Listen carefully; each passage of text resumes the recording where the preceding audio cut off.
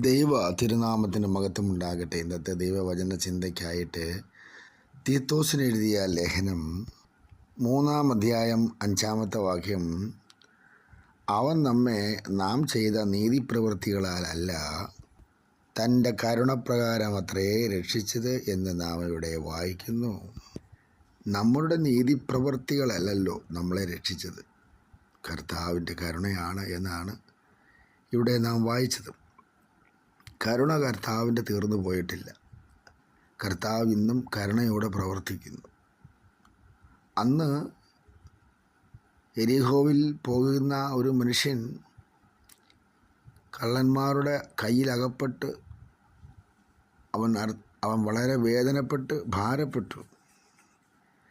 അങ്ങനെ കിടക്കുന്ന ആ മനുഷ്യനെ കടന്നുപോയവരാരും കരുണ കാണിക്കാതിരുന്നപ്പോൾ നല്ല ശമര്യനായി കടന്നു വന്ന് കർത്താവ് അവരോട് കരുണ കാണിച്ചു. അവന് വേണ്ടതൊക്കെ ചെയ്തു കൊടുത്തു. പ്രാഥമികമായ കാര്യങ്ങളൊക്കെ കർത്താവ് ആ സമയത്ത് അവന് ചെയ്തു കൊടുത്തു. അവനെ രക്ഷിച്ച് അവനെ വഴിയമ്പലത്തിലാക്കി അവർക്ക് വേണ്ട നിർദ്ദേശങ്ങൾ കൊടുത്തു. ഇതെല്ലാം ചെയ്ത കർത്താവിനെ പിന്നത്തേതിൽ കർത്താവിനെ തേടി വന്നില്ല. എങ്കിലും കർത്താവ് എല്ലാവരോടും കരുണ കാണിക്കുവാൻ ഇടയായി തീർന്നു. യായിറോസിൻ്റെ മകളോടും കർത്താവ് കരുണ കാണിച്ചു. വിധവയുടെ ഭവനത്തോടും കർത്താവ് കരുണ കാണിച്ചു. അതെ, തന്നോടൊപ്പം 3 ദിവസമായിരുന്ന ജനത്തോടും ദൈവം കരുണ കാണിച്ചു. അവരെ അങ്ങനെ പട്ടിണിക്ക് വിടാൻ കർത്താവിന് ഇഷ്ടമില്ലായിരുന്നു. അപ്പോൾ എവിടെയും കർത്താവിൻ്റെ കരുണ ഉണ്ടായിരുന്നു. നമ്മുടെ ജീവിതത്തിലും കർത്താവിൻ്റെ സ്വഭാവവും മനസ്സുമുള്ളവരായി മാറിയെങ്കിൽ നാമും സഹജീവികളോട്, നാമും നമ്മുടെ അയൽക്കാരോട്, ദേശക്കാരോട്, നമ്മുടെ സ്വന്തക്കാരോടൊക്കെ കരുണ കാണിക്കുന്നവരായിരിക്കട്ടെ. ഒരുവന് 1000 താലന്ത് തിളച്ച് കിട്ടിയപ്പോൾ അവനോട് രാജാവിന് കരുണയുണ്ടായി. പക്ഷേ അവന് കൊടുക്കാനുള്ള 100 താലന്ത് തിളച്ച് കൊടുക്കാൻ അവന് മനസ്സില്ലാതെ വന്നു. അപ്പോൾ കരുണ അവിടെ പോയി. അതുകൊണ്ട് അങ്ങനെ നമ്മുടെ ജീവിതത്തിൽ ഉണ്ടാകരുത്. നമ്മുടെ അനേകമായ പാപങ്ങൾ, ശാപങ്ങൾ, രോഗങ്ങൾ ഒക്കെ മാറ്റിത്തന്ന കരുണയുള്ള കർത്താവിൻ്റെ ആ രക്ഷയെ, നമ്മളെ രക്ഷിച്ചത് എങ്ങനെയെന്ന് ഏത് വിധമെന്നും നാം മനസ്സിലാക്കി നമുക്കും മറ്റുള്ളവരോട് ഇതേപോലെ കരുണ കാണിക്കണം. കാണിച്ചില്ലെങ്കിൽ ആ 100 താലന്ത് കിട്ടാനുള്ളവനോട് കാണിച്ചതുപോലെ കാണിച്ചാൽ എന്തായിരിക്കും സ്ഥിതി എന്നുള്ളത് അവിടെ വായിക്കുമ്പോൾ മനസ്സിലാക്കാൻ കഴിയുന്നുണ്ടല്ലോ. അതുകൊണ്ട് തീത്തോസിനോട് ദൈവത്തിൻ്റെ ദാസൻ പൗലോസ് അപ്പോസ്തലൻ എഴുതുകയാണ്, നീ എന്ത് ചെയ്യണം?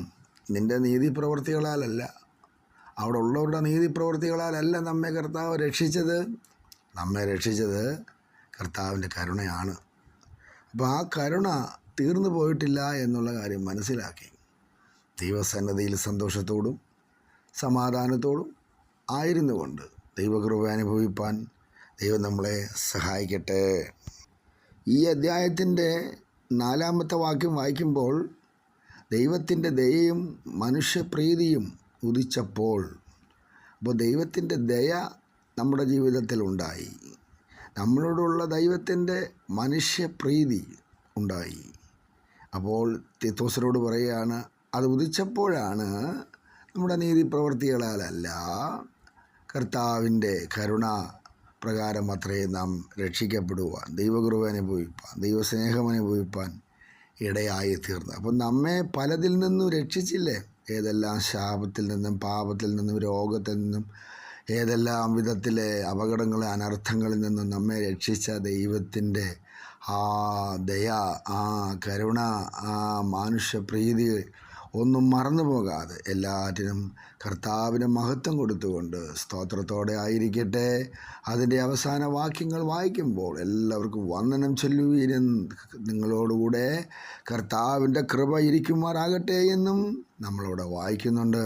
അപ്പോൾ എല്ലാവർക്കും ചെയ്ത ഉപകാരങ്ങൾക്ക് എല്ലാവർക്കും നന്ദി പറഞ്ഞുകൊണ്ട് കർത്താവിൻ്റെ കൃപ ഈ ദൂത് കേൾക്കുമ്പോൾ എല്ലാവരോടും കൂടെ ഇരിക്കുമാറാകട്ടെ എന്ന് തീത്തോസിനോട് പൗലോസ് പറഞ്ഞതുപോലെ ദൈവസന്നിധിയിൽ ഞാൻ നിങ്ങളോട് പറയുന്നു, കൃപ നിങ്ങളോട് കൂടെ ഇരിക്കുമാറാകട്ടെ. കണ്ണുകളെ അടയ്ക്കാം. പരിശുദ്ധ പിതാവേ, തിരുവചനം ഞങ്ങൾക്ക് അനുഗ്രഹിച്ചതിന് സ്തോത്രം. നാമത്തെ മഹത്വപ്പെടുത്തിയാലും യേശു ക്രിസ്തുവിൻ നാമത്തിൽ തന്നെ ആമേൻ.